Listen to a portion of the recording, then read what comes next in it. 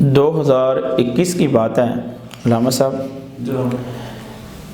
رمضان المبارک کا بابرکت مہینہ تھا، یہی ایام جو ہیں وہ چل رہے تھے۔ میں صبح کی فجر نماز پڑھنے کے بعد مراڑی شریف جاتا تھا دربار پہ حاضری دینے کے لیے، پیدل جاتا تھا اور وہاں صفائی بھی کرتا تھا۔ تو ایک دن قبلہ پیر صاحب گھر سے تشریف لائے مزار پہ حاضری دینے کے لیے، تو مجھے دیکھتے ہیں تو کہتے ہیں بیٹا کدھر آئے ہو؟ میں نے کہا حضور حضرت صاحب کی مزار پہ حاضری دینے آیا ہوں، دعا مانگنے آیا ہوں۔ مجھے پوچھنے لگے کیا مانگتے ہو؟ میں نے کہا حضور دعا مانگتا ہوں۔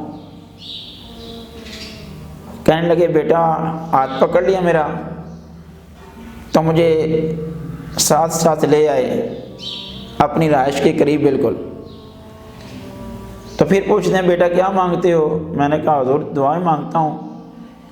کہنے لگے یاد رکھو میری بات، دعا اگر تم نے مقبول کرانی ہے کہ یہ دعا تمہاری درجہ مقبولیت کو پہنچے، تو اس کے لیے میں تمہیں طریقہ بتاتا ہوں، وہ طریقہ اپنانا، تمہاری کوئی بھی دعا قبول رد نہیں ہوگی، ساری دعائیں اللہ تعالیٰ قبول فرما لے گا۔ میں نے حضور کے ہاتھوں کو بوسہ دیا تو میں نے پوچھا حضور ارشاد حکم کریں۔ آپ فرمانے لگے آپ نے جو بھی کلمہ کلام پڑھا ہے وہ سب سے پہلے نبی رحمت صلی اللہ علیہ وسلم کی بارگاہ میں تحفہ پیش کرنا ہے، اس کے بعد آپ نے نبی کونین صلی اللہ علیہ وسلم کی آل اولاد کے لیے دعا مانگنی ہے، پھر تیسرے نمبر نے آپ نے اسلام کی سربلندی کے لیے دعا مانگنی ہے، اس کے بعد اپنی حاجات اللہ کے حضور رکھنی ہے، تو اللہ تمہاری ساری دعائیں قبول فرما لے گا۔ اور یقیناً میں نے 2021 کا جو ماہ رمضان گزرا، میں نے جمعے کے موقع پر بھی، ہر جمعے کے موقع پر اپنے نمازیوں کو، اپنے چاہنے والوں کو، محبت کرنے والوں کو یہ 12 مرتبہ فارمولہ دیا، اور یقیناً میں نے خود بھی آزمایا۔ تو اللہ وحدہ لا شریک کی ذات گواہ ہے کہ اس انداز سے جب بھی دعا مانگی اللہ تعالیٰ نے قبول فرمائی، اور یہ آپ کا دیا ہوا فیضان تھا۔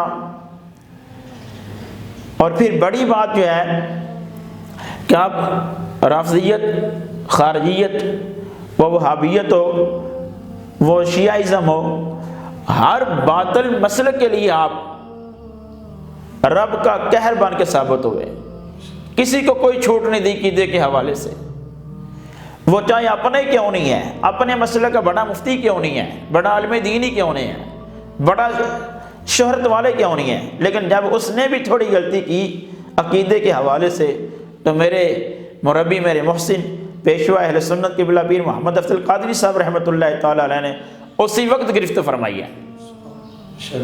کوئی لچک عقیدے کے اندر تھی نہیں۔ بڑے بڑے علماء جو ہیں وہ جناب اسٹیجوں کے اوپر بیٹھے تھے، لیکن غلطی کو نوٹ نہیں کرتے، غلطی کو اس کے وقت پکڑتے نہیں ہیں، منع نہیں کرتے، اصلاح نہیں کرتے۔ لیکن یہ میرے محسن اور میرے مربی، میرے استاد اغرامی کی یہ عادت مبارکہ تھی کہ جو اسٹیج کے اوپر غلطی دیکھتے، کسی خطیب کی، کسی نعت خوان کی، کسی تلاوت والے کی، تو اسی وقت اسی مجمع میں اصلاح فرماتے۔ تو کسی نے کہا حضرت آپ بعد میں اکیلے کر کے سمجھا لیا کریں، یہ وہاں عزت کا معاملہ ہوتا ہے۔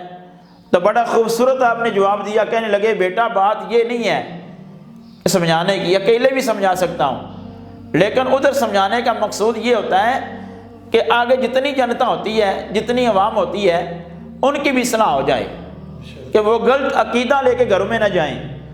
دراصل اس لیے میں اسٹیج پہ ہی سمجھانا مقصود سمجھتا ہوں۔ اللہ تعالیٰ سے پھر دعا ہے کہ اللہ رب العالمین میرے استاد گرامی کے اگلی منزل آسان فرمائے، اور اللہ تعالیٰ ان کے درجات میں مزید ترقیاں عطا فرمائے۔ اللہ ان کے حضور ہمارے بھی گناہ معاف فرمائے، اللہ ان کے صدقے ہمیں بھی دین متین کی سمجھ اور اس کے اوپر عمل پیرا ہونے کی توفیق عطا فرمائے۔